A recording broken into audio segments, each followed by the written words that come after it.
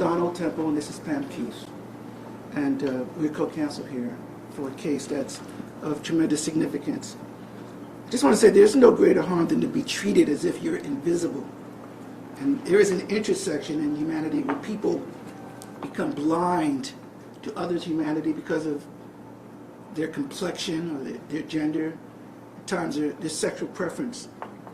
On today, our law office, and I'm proud of this fact, that we filed a lawsuit, a landmark lawsuit, on behalf of 10 similarly situated African American police officers. These police officers have combined over 235 years of public service dedicated to protecting the public in our city and dedicated to making our police force what it should be in terms of the citizens of the District of Columbia. This lawsuit lays out in significant detail, anecdotally, in terms of the individuals that we represent, their specific claims of discrimination.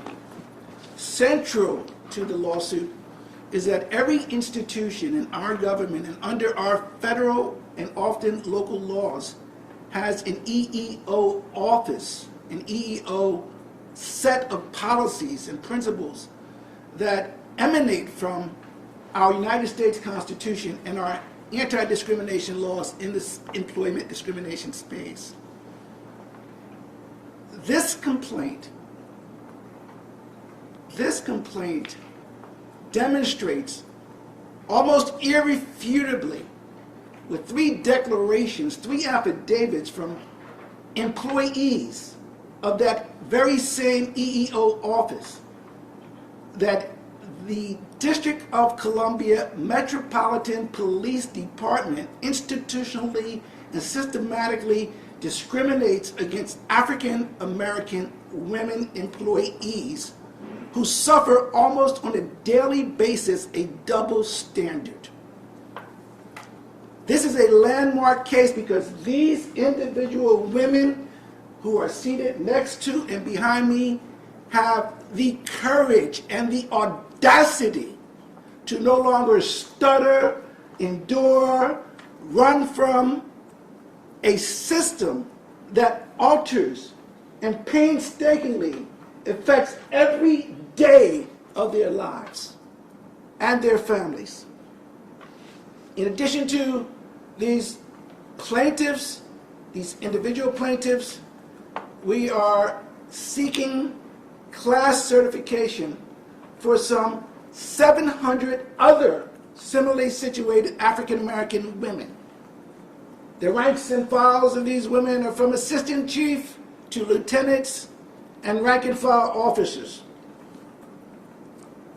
I'm not going to be long, except to say this matter is now filed, and I will turn it over briefly to Pam Keith, who will talk to you about our theories and the kind of things that we want to see, but the least of them being that this system, in terms, and this message is to the leadership of the city, because this lawsuit is against the District of Columbia, but to the mayor, the city council, and the attorney general's office, the kind of anecdotal evidence that exists here that demonstrates pervasive policy, practices, and customs of discrimination should not exist, not only in the District of Columbia, but in any city in the United States. Pamela. Thank you, Donald. And of course, I want to take a moment to thank and recognize these 10 outstanding Black female servants of our city. As Donald said, collectively they have 238 plus years of service to our city, and they are courageous in more ways than one. But while they're courageous on the streets when they serve us, it takes a particular kind of courage to come forward in this particular environment at the Metropolitan Police Department, especially if you're still employed, of which several of them are. They are coming forward at great risk to their own financial situation, their future, and their careers because they want to put an end to certain practices. I'd like to detail what those practices are for you.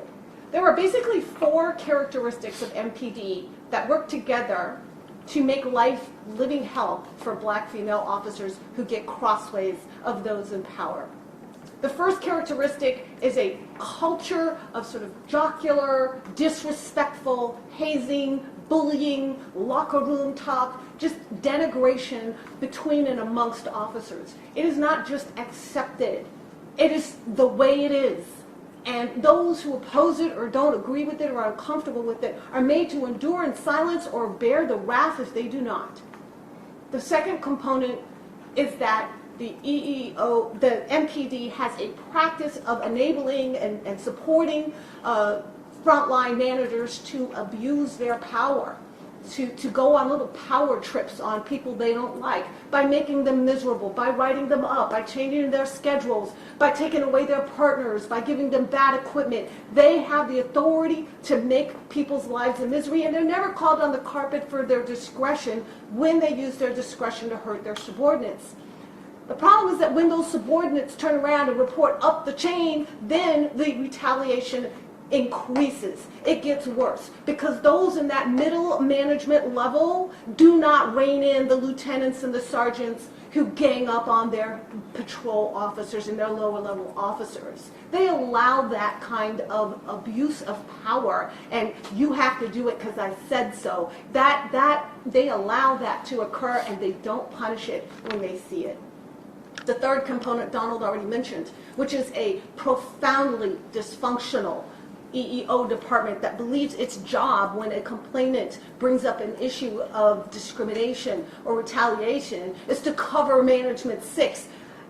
If to put a fine point on it, the EEO director requires that all complainant interviews are tape recorded and then turns around and plays those tape recordings to the management and IAD internal investigations to get their story straight and then turn around and attack the credibility of the complainant and quite often investigate them for something. If your instincts are telling you that that would create a chilling environment and discourage people from coming forward with complaints, your instincts are right. That is exactly what the system was designed to do, and that is what it's doing. And we have 3 sworn affidavits of people who were demanded to do this, who have been willing to come forward and say so under oath.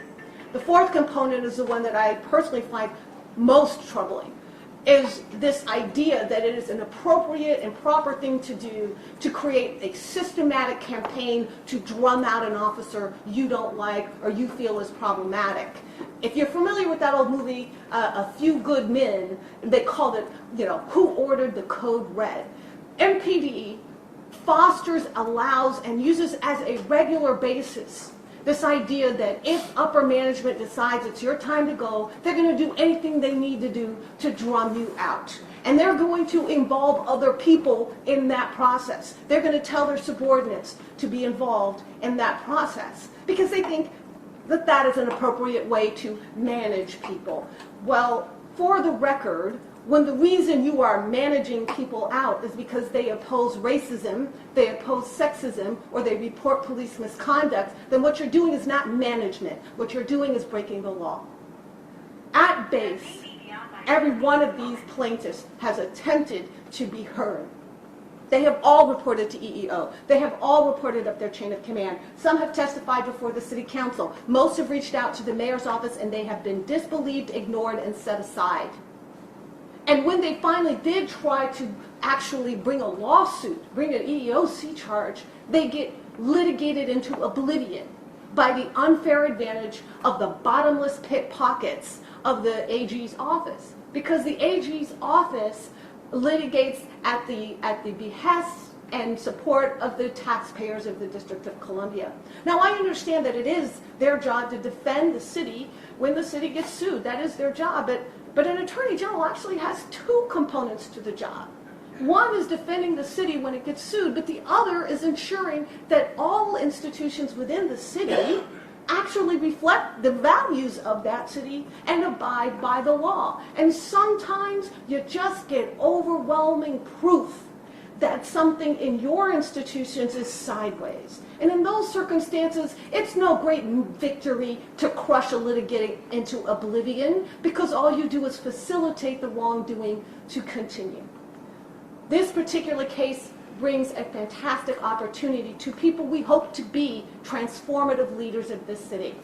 Mayor Bowser, the City Council, the Attorney General now have an opportunity for an inside look at what is going wrong at MPD and to make change. And that is what these litigants want first and foremost. Now, we don't want to get it twisted. They want to be compensated for their losses too.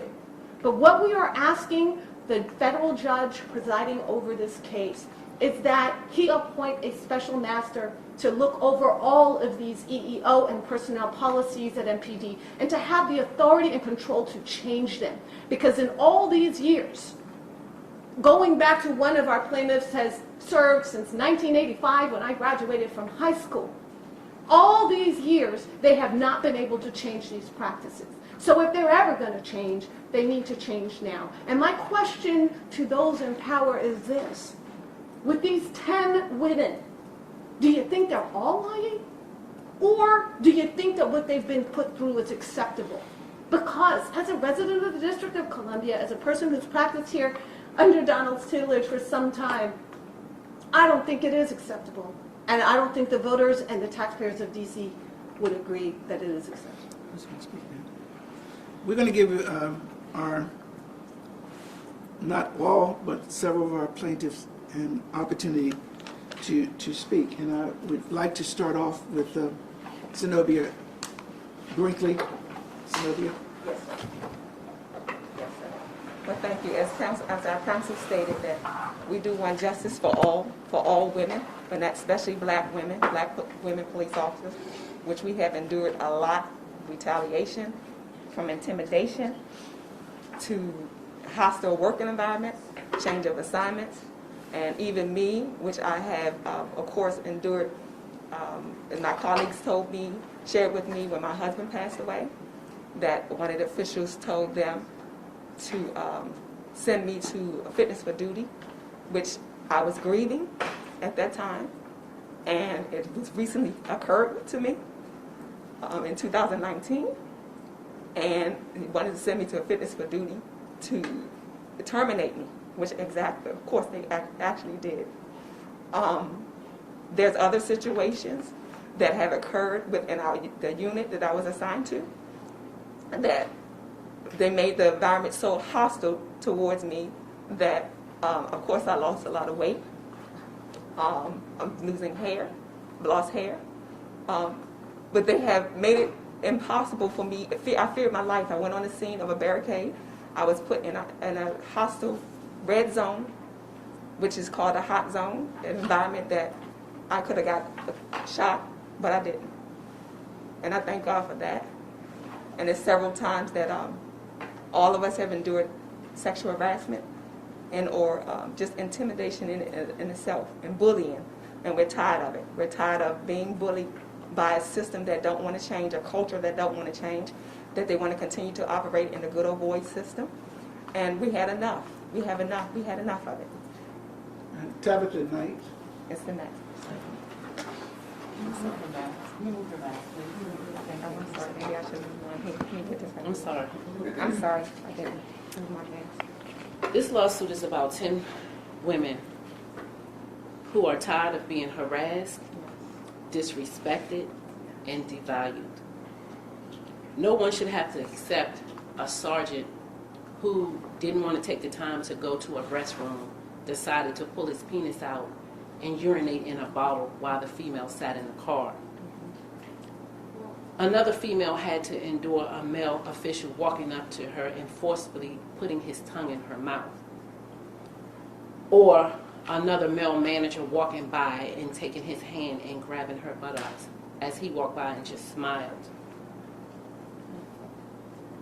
We reported these things to management, to our EEO, and we were ignored. But the worst of it, we were labeled as troublemakers, angry black women. And I'm here to say that we are not angry black women, we are tired women. And no one should have to endure what we did. We're just asking that everyone take the time to reach out to our city council, to our mayor, and hold them accountable, because there has been no accountability thus far with us reaching out to every entity of the District of Columbia, and we were ignored. I would like to have Nakia Mitchell say something, please.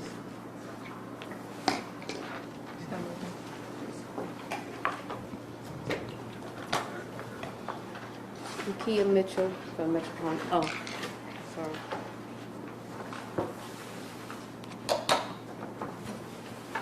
I'm Kia Mitchell from the Metropolitan Police Department. I am the officer that the sergeant pulled his penis out and urinated in the bottle. I'm that officer. I was so afraid to come forward with it because I just knew they were going to take my contract or not renew my contract. So I kept it to myself for a very long time until I shared it with the other ladies and one of my sergeants.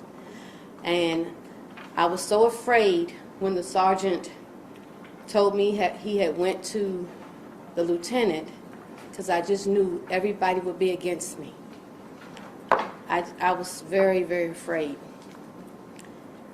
But I'm not afraid anymore. I'm tired. I'm tired. We had a meeting about that situation. 2 months later, he was promoted to lieutenant.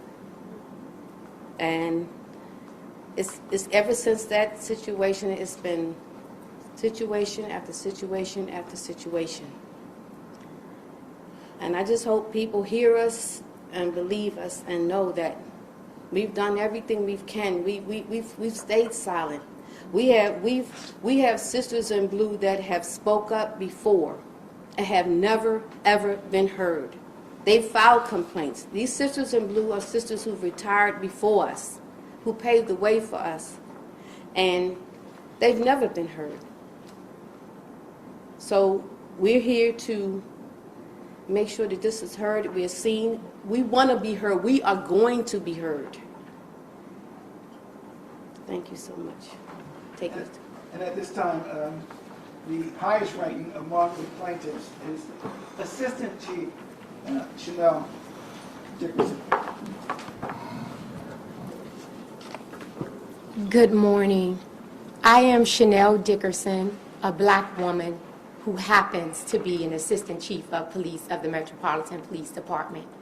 I offer this disclaimer. I am not speaking on behalf of the Metropolitan Police Department, the Mayor of the District of Columbia, or the District of Columbia government.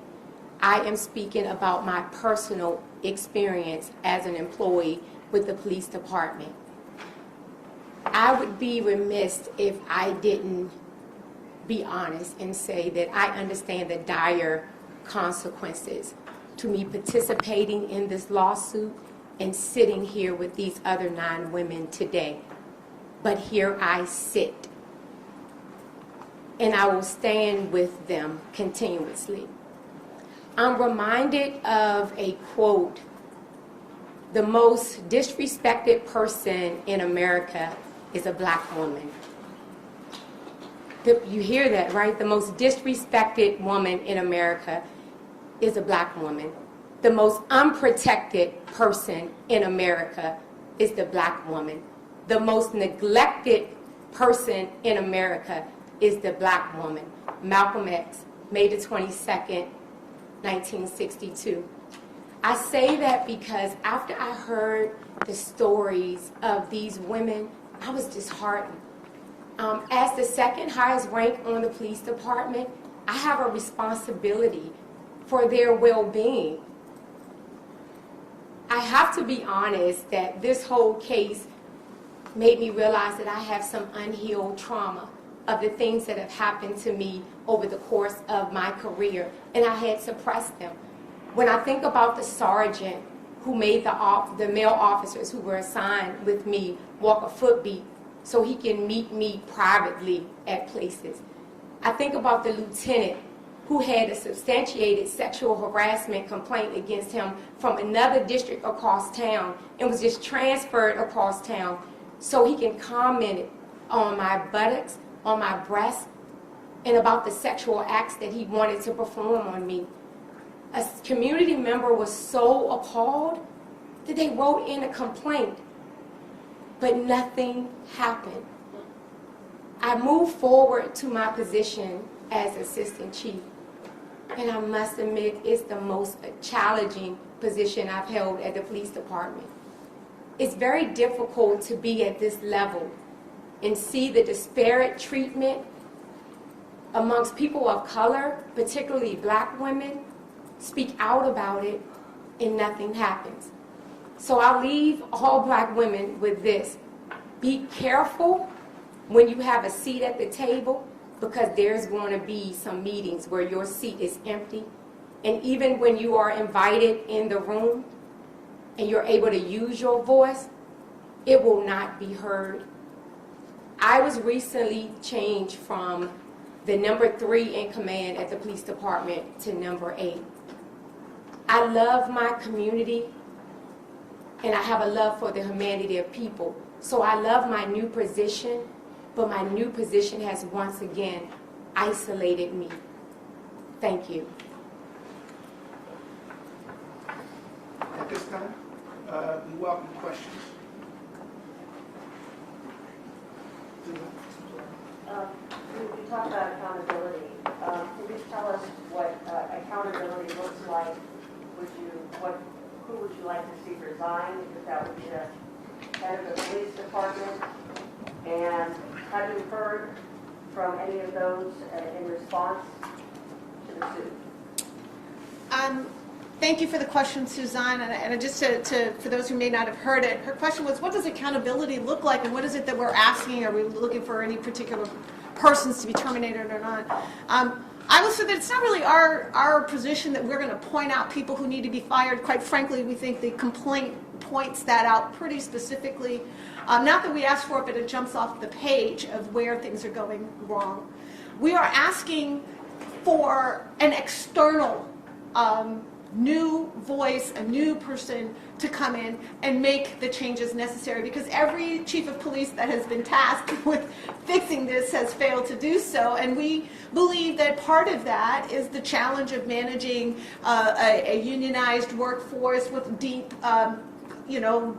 traditions and cultures and so forth, and sometimes it may not be easy to try to rein in the behavior of people whom you also need cooperation from. And so sometimes it takes an outside and external entity to do that.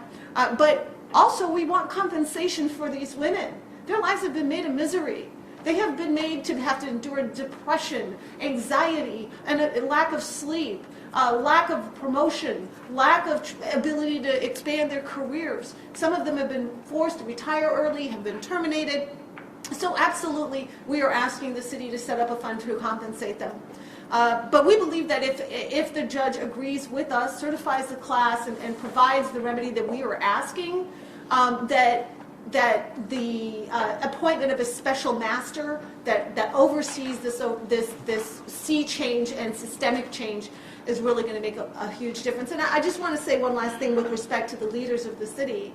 We understand that the instinct is going to be to try to deny that this is happening, or deny that it should be a class, or deny that it's all that serious. But quite frankly, there's no rule that says they have to fight this. This may be the one that they decide to fix instead of fight. Let me answer it a little differently. If people who are charged with the responsibility and the accountability to enforce employment discrimination laws and other laws read this and do a thorough investigation, and they do nothing, they don't deserve their jobs. So, to your answer, it depends on what people do with this information. And this is a 200-page complaint with very details. But there are hundreds of other women who are similarly situated, who are not at this table today, whose voices are chilled because of the institutional climate and the manner in which their legitimate discrimination claims are considered. Hi, Judy Barnett, WTOP News. You mentioned two things just now, and I wanted, if I could ask the ladies, but the first thing is that you know what the response is going to be, and the response undoubtedly is going to be, you're kidding, these are women who did not perform at the par. How do you respond to that, just giving you a chance to say what you know is coming your way, which is going to be, you didn't pass, or you didn't do what you're supposed to do. We expect that. Okay. You want to try that? First of all, I retired with 30 years on the police department. Myself, I retired with 30 years on the police department. I was asked to come back, my partner and I were asked to come back to train the hostage negotiators, because that's what our job was. We're both hostage negotiators with the emergency response team. So we were asked to come back after retiring. So if we were so bad and we weren't up to par, why would you ask us to come back to train? Would you like that? I would actually say, to me, I am an assistant chief of police of the Metropolitan Police Department in the nation's capital. I serve at the pleasure of the chief of police, and if I was not performing, this is my second police chief. 3 years ago, I won the KFRIX Award for a distinguished government employee out of over 33,000 district government employees. When I was a commander in 2017, I changed the culture at MPD for how we investigate missing children. I wanted to set the tone for respect for all and ensure people of color, their missing persons investigations were investigated equally and fairly, and they got the same level of media coverage. So when someone wants to look at what I'm saying and what I'm standing behind, everyone knows I'm setting the tone for respect, right? So thank you. That was my second question, actually, and I'll have you answer, was that you said that they don't have to go to court, they can actually make these changes themselves, look at the 200-page document and make changes. The hardest thing to do in an organization is to change the culture. Right. I want to clarify. We filed this complaint. They are in court. That's not optional. But what they don't have to do is feel like the best posture is to grind these litigants into oblivion, right? There are ways of entering into consent decree, entering into negotiation and settlement, trying to actually come to the table and resolve the claims. But that's not a unilateral process. That's going to have to be a collaborative process, and we certainly welcome that. Again, our goal here is not to crucify any individual politician or to try to throw stones. Our goal here is to make change. And if there are politicians in our city and leaders in our city that want that as well, then let's work collaboratively in the interest of these women and of the MPD and the citizens of DC to get that done. Let me give you an example to answer your question. Our city council, as everyone knows, has oversight authority. Complaints have been made to the city council and to the mayor. There's no reason having the opportunity to not just read this complaint, but what it is. This is a symptom, a deep symptom of a larger cancer. And so there's no reason that the city council, with the significant interest, and I know that they have, shouldn't have an oversight hearing to find out how bad or how malignant perhaps this cancer is. And that's kind of direction. This is a problem. This is people's lives. These women have invested more than 2 centuries of time in our city, and it's not just a question of fair. It's a question of what's right within the framework of the law and what's morally right. I want to ask a question. Who's the federal judge in the case? The judge on this case is Judge Reggie Walton. And all they're just for those interested in sort of the nuances. 3 of our plaintiffs filed EEOC charges before they ever came across our law firm because they were trying to vindicate their own rights and they were looking for counsel to represent them. When they filed those individual EEOC charges, they had a statute of limitations to file suit. And so 3 of them filed suit to preserve those charges as individuals. So we have 3 individuals. They are all getting consolidated into the major class action with the 10 plaintiffs will have the class claims that are similar and representative. As you will see from the complaint itself, Every one of them has their story, but the themes are exactly the same. The themes are so common and typical of the entire class: retaliation, bullying, marginalizing, undermining of authority, making them feel like second-class citizens, sexualized comments. All of that is consistent between all 10 plaintiffs, and quite frankly, between probably all 700 class members. Ma'am, I want to make a brief statement. I represent the DC Police Union, so I do represent the rank and file members. I also support Chief Dickerson, as I know her since she was a young officer on MPD. The one thing I can tell you is that I'm not afraid to name their names. One of the main problems exists that Mr. Director VO for MPD is Alfonso Lee. Alfonso Lee has done nothing but sweep stuff under the rug. I think he's somewhat unethical. He basically goes back and tells the management officials that of what's going on, what comments have been made, information that should be kept confidential. He is friends with some of these officials that these females have complained about. Chief Malapas is also involved. This is something more than just a couple, just calling out names. We have the documentation. Everything that we are talking about here, I have emails where it has been documented. The complaints have fell on deaf ears. Then you go to the Special Operations Division, where it's supposed to be one of the most prestigious units in our department. This is the people that protect the President, the Vice President, and dignitaries. So you got Chief, Assistant Chief Jeffrey Carroll needs to go. You used the word cancel, Mr. Temple. I agree. I've been using that word for many months, and the females will tell you I have used that word on tape at EEO and the investigations. Commander Glover needs to go. Commander Guillermo Rivera needs to go. Michelle Karen, Captain. Mariaga, I think is his name, Lieutenant Mariaga, Robinson. There's a whole bunch of those people in SOD that have done nothing but try to destroy this woman. My thing is this: they have never had any disciplinary issues or any concerns, and all of a sudden, at the end of their careers, when they got 30 plus years, you want to label them as being troublemaker and angry black female, which in itself is offensive.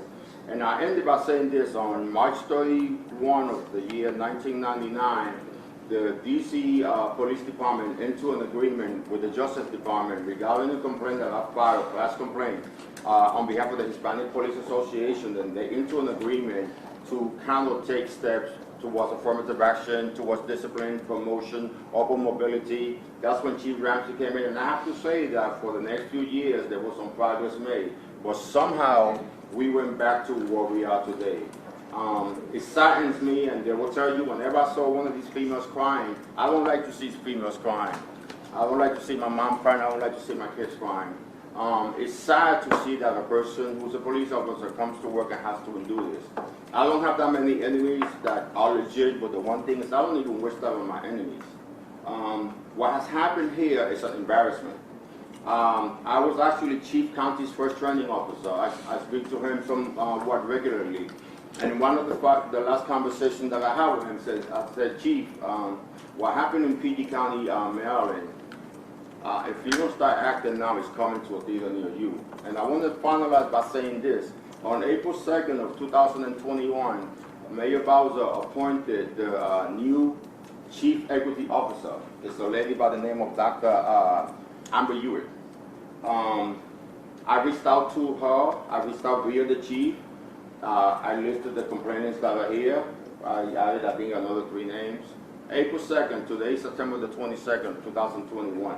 We have yet to be contacted by them for any further interviews because our complaint is that the EO system, along with the Internal Affairs Bureau system, is broken.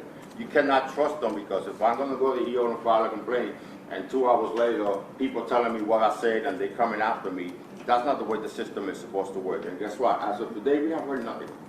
I have, like I said, I have extensive email. I have a tape. I have an audio tape of a white female lieutenant talking to one of my sergeants as if he was a slave master and he was a slave. I actually sent that video to the chief of police a few months ago because the sergeant got demoted. The department agreed that his lieutenant could be talking to this man, to this human being, as if he was a dog. I have a bird, I have a parrot. I don't even talk to my bird like that. And for the department to actually believe that that was acceptable conduct. And I have to say that the chief actually took some steps, and the sergeant was reinstated. We did a settlement agreement a few weeks ago, so that was kind of remedy. But guess what? The conduct of that lieutenant was never addressed, and that's one of the first things that I complained. To the contrary, we was getting ready to settle his case at 7D, And Internal Affairs Bureau notified the 7th District to stop the conference. And that's when then he was provided with charges that he was going to be sent to trial board, and he was demoted. So this is some of the stuff that, and I've been here 32 years and like 9 months now, so I've been here for a little bit of time. I'm not a perfect human being. Like I said, I do represent the DC Police Union, but the one thing I will tell you is as a police officer and as a DC police official and a union official, one of the things that I do not condone is either police corruption or when people are doing things in my presence that they are not supposed to be doing. So I end by saying that while we represent the rank and file members when something is done wrong, we let our members know when they are in the wrong. We don't support and condone bad behavior. Thank you. Yes. A question for either the attorneys and maybe the assistant chief. Do you believe that there are black women officers who put on that badge today, went into work, and faced some of the issues that you all are raising today? And if so, what is your message to those officers? Yeah. Maybe there's somebody else on this side. Whoever wants to just identify yourself, please. I am a retired officer, Jennifer, and I can speak expressively to that point because I worked at the police academy, and about 300 black female officers came through me, and probably a third of those were females. And I've gotten calls. I got one call at 2 o'clock in the morning where a recruit, then officer, she's sworn now, called me and told me that her commander called her and asked her if he could meet with her.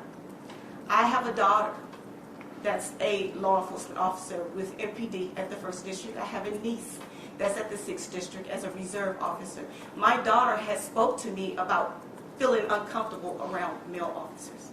So I can tell you that there are female officers, black female officers, that are currently putting on that badge and doing their job under the same stress and duress that we did. And it needs to stop. What is your message to those female officers who may just say, look, I need a job, I want to move up the ranks, I just got to grin and bear it, this is the culture that MPD has created, this is where we live in. Your message to those officers who may feel that way. Don't suffer in silence.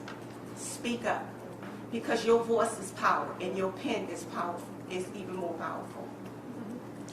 And also I would echo what my client says, which is that their courage right now is for those women who don't feel like they can come forward. And we hope that they feel or they see in standing with us that there's safety in numbers. But even if they don't, this fight is for them too. And one other clarification, you mentioned 700 officers that you're trying to get. Who are those officers? Is that just MPD? That is the officers, is there other? Yeah, the scope of the class is the current and former African American female police officers of the MPD between January 1, 2011 and the present. And the reason we say the number about 700, because we're not exactly sure, we don't necessarily have that number, but through the discovery process, we're confident we'll get a solid number on that. But we just sort of extrapolate out from the current. And what were those dates one more time? January 1, 2011 to the present, so basically a 10-year window. Yes. Can you talk a little bit more about the timing in this lawsuit? Some of the allegations extend all the way back to the 1990s. Some of them are as recent as May of this year, I believe. Did the nature of those complaints change over the last 2 decades, and why are you starting at January 1st, 2011? That's a great question. And it's actually a little bit of a legal technical question. When it's an individual case, and you say somebody did me wrong, there is a statute of limitations that says you can only go back about 300 days for an EEOC charge. And with some other cases, you have a bigger statute of limitations for, let's say, tort claims or whistleblower claims. But when you are actually talking about a pattern or practice claim, when you're talking about systemic problems, then the court is going to look to see what's the story, what's the history of this. And that is when looking back even 10 or 20 or 30 years makes a difference. That's when those older anecdotes show that this is something that has been going on for a long time. It has been consistent. It has affected people over this amount of time. And that it's not just this manager or this chief of police or this isolated problem. And so that's why you go back further in time. And so when you saw that first complaint, you saw that my first plaintiff, Zenobia Brinkley, had a narrative that talked about things that went way, way back. And the city's like, well, why are you talking about that? And I said, hold please. because there's 10 other women that are going to tell you that the reason we go all the way back is because this problem existed all the way back. It had the opportunity to be fixed all the way back, and it is still not fixed, and that is why remedy is needed now, and that is why remedy is needed on a systemic basis. And the principle is really called continuing discrimination. And so you start in 2011 because? Just because of the sort of administration burden of trying to find people who may have been harmed more than 10 years ago might be difficult to track down. So it was really an administrative thing. And quite frankly, if the judge were to decide that he thinks it needs to go back further, then that can happen. It has happened in the past where a judge has modified the look-back. And otherwise, it's still anecdotal evidence historically to show to paint the actual accurate and complete picture of the problem. But does the system you described over the last 10, 20 years, are you saying it's been the same consistent system, or have the problems sort of changed? It's largely the same. It's like if you're diagnosed with breast cancer or prostate cancer, the condition, the diagnosis is the same in their variables. In this particular situation, I would just say that because it has festered and has been untreated, it has metastasized.